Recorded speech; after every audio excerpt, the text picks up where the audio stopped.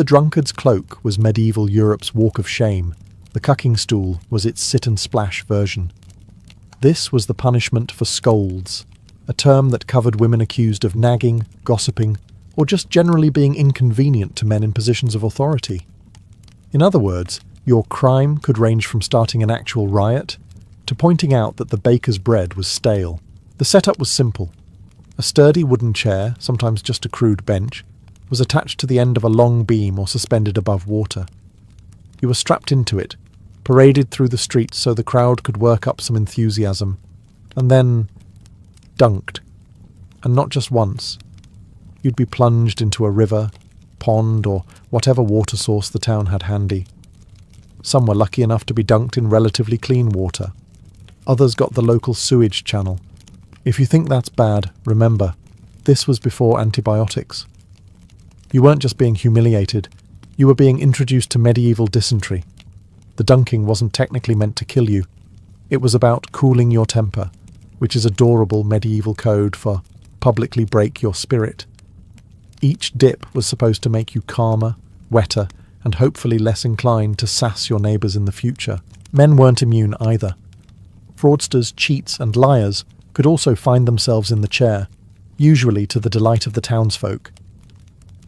If your crime involved money, someone would almost certainly be shouting, "Hope you can swim in debt," from the shore.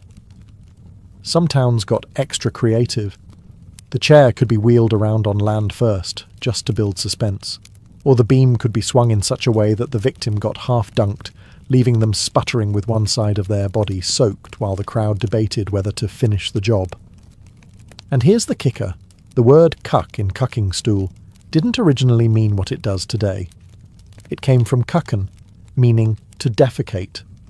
So yes, the name literally translates to poop chair, which, given the quality of some medieval rivers, was disturbingly accurate. So, you'd get strapped in, dunked until the crowd was satisfied, and then hauled out, dripping, shivering, and probably reconsidering your approach to small-town politics.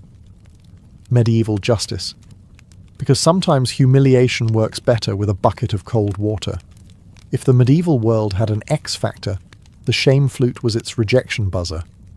Officially called the flute of shame, it was a punishment for bad musicians, public disturbers, or anyone who'd been a little too loud for the town's liking.